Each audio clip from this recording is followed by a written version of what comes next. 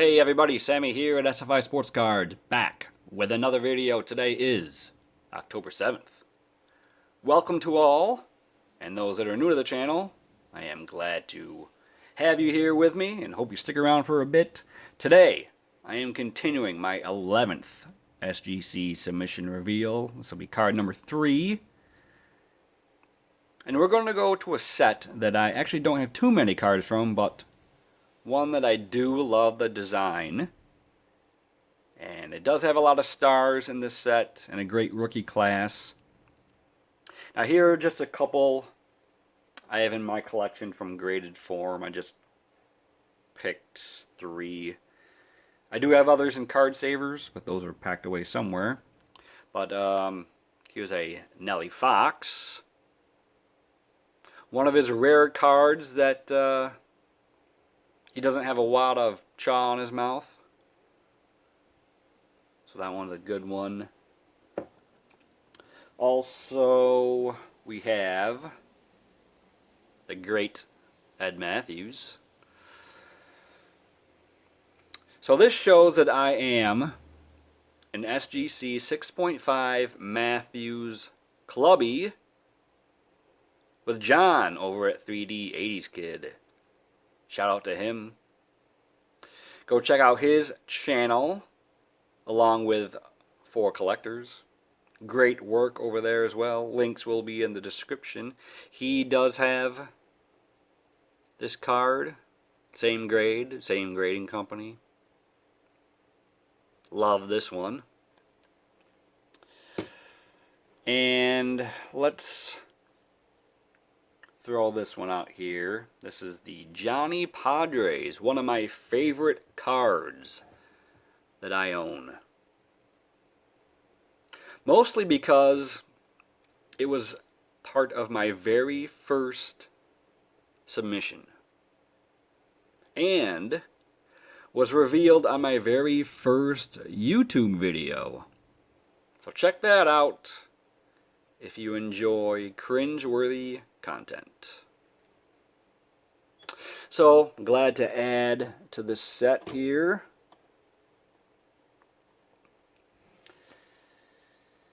But today's card, excited about, because it's of a player that I learned about growing up and later added it to my PC.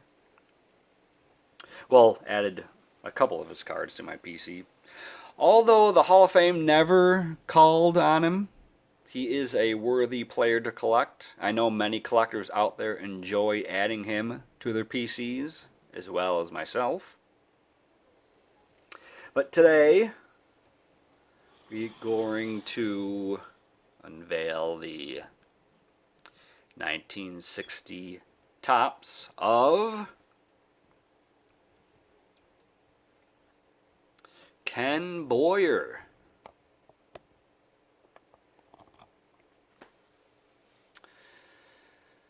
Here's a guy that was at the top of his position of third base in the National League for a good 10 years.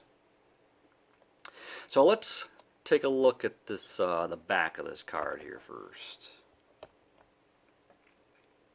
Tell me what you think. Card looks in great shape from this standpoint. Really good corners and sides. Looks to be centered pretty good. It does look a little top heavy just from looking at this border, but nothing too out of control. We have the mini bio here at the top. He played for the Cardinals. It was also that's his home as well. You can see the batting record here. Tremendous season in 1959.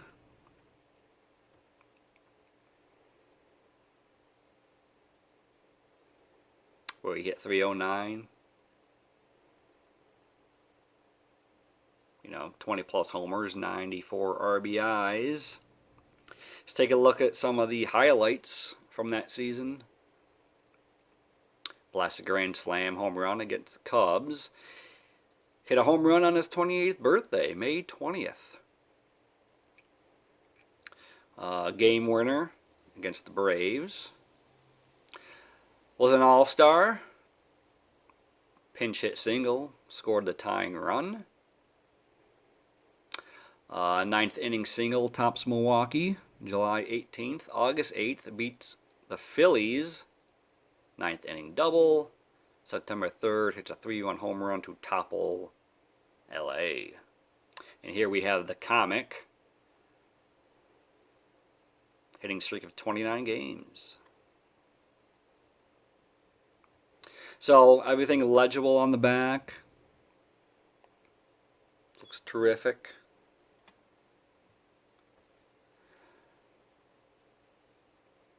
You know, I always thought 1960 Topps, they had these warm colors. Plenty of yellows, reds, orange. Those colors are represented well on this set. I think it's a great set to look at during this time of year of October and November coming up. But let's flip the card and see what kind of a grade that we got out of this submission. We pull a 6, which is a terrific grade, in my opinion, for this card. Let's look a little closer here. Like I said, a little top heavy with the border, but not, you know, barely noticeable, but it's there. We got some fish eyes in there. Nothing that takes away from the card whatsoever.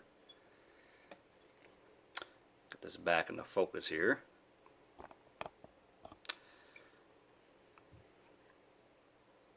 Looks to be, I don't know if it's a spring training photo or not, but not too much as far as the background of the image. But still a good headshot. Love that Cardinals logo right there. Great colors. You know, the red and the yellow contrast very well. See if I can get this back into focus. I don't know why. There we go. But yeah, 6. I'm very happy with this grade. But, you know, nonetheless, the card looks fantastic. And a great add to my collection. But let's talk about the man a little bit more here.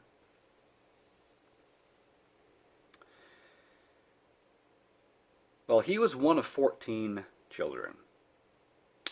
And his brother Cloyd, he was a pitcher for the Cardinals. And his other brother, Cleet, was a Gold Glove third baseman, most notably for the Yankees and the Braves, but he had a solid career. I believe he was on at least one championship team with the Yankees, maybe 2. That is Cleet we're talking about. But he played in 11 All-Star games. 5 Gold Gloves at third base. Part of the 1964 Cardinals World Series championship team. He was league MVP that year and Sporting News Player of the Year. He led the league with 119 RBIs. I personally think 1961 was probably his best season. He hit .329, 24 home runs, 95 RBIs. He is very consistent from his rookie year to 10 years later. Very durable as well. Hardly missed any time in his prime years. He was the second third baseman ever to hit 250 home runs. And when he retired, He had the third highest slugging percentage by a third baseman. Led the league for third baseman in double plays 5 times, fielding once. He retired 6th all-time in games played and assists. 3rd all-time in double plays for a third baseman. Cardinals retired as number 14 in 1984. Was inducted into their Team Hall of Fame in 2014. He is also a part of the St. Louis Sports Hall of Fame. Okay, Hall of Fame candidacy. You know, I'm not one who cares much about if you've been inducted into Cooperstown from a hobby standpoint. I realize how good a player is, regardless if you have that honor linked to your name. There's many players not in the Hall of Fame who were better players than those that are in it. I'm sure you can come up with some names on your own. But Boyer became eligible in 1975. Did you know how many third basemen were elected into Cooperstown in the 30 years prior to that point? Only one. Pie Traynor. So between 75 and 45, I said 30 years. I believe Pie Traynor was elected in 48. But at the time, only 3 third basemen were in the Hall of Fame as players. Traynor, Jimmy Collins, and Frank Home Run Baker. In 75, Negro Leaguer Judy Johnson, he would be inducted. And then in 76, Freddie Lindstrom got the nod. Boyer's peak year for voting was in 1988, where he received only 25.5% of the vote. He's been on several veterans committees, the Golden Era Committee, and now what is known as the Golden Days Committee ballot, but he never did get the call. Whether you think he's a Hall of Famer or not, can't deny what kind of a player he was. Probably the best third baseman in the National League for his first 10 years in the league. 2 of Boyer's former teammates were among his biggest supporters. Stan Musial said, "The ball players know he's a good one, but no one else seems to know." Tim McCarver said, "He was the boss of our field. He was the guy everyone looked up to. He was the guy who really filled that role if that role needed to be filled." I love collecting them. I will continue to track down his cards when I see good deals for them. I believe I spent $10 for this ungraded before I send it to SGC. But with that being said, thanks for being here. Hopefully you'll stick with me, and I'm going to reveal the other 2 cards in upcoming videos. But I'm glad to have you here again, so welcome. I hope you enjoyed taking a look at this 1960 Topps Ken Boyer, freshly graded. If you did, please leave a like. And also check out my community page. I just posted a new poll on who you would pick for a 1-2 punch in your starting rotation for a 5-game divisional playoff series, since the playoffs are going on right now. It includes 4 of the current franchises in the playoffs, so please check that out.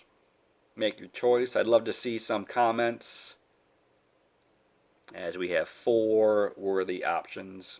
So, take care, everyone. Watch some baseball today. College football also going on. But be safe out there. We'll talk to you soon. And take care. Take it easy.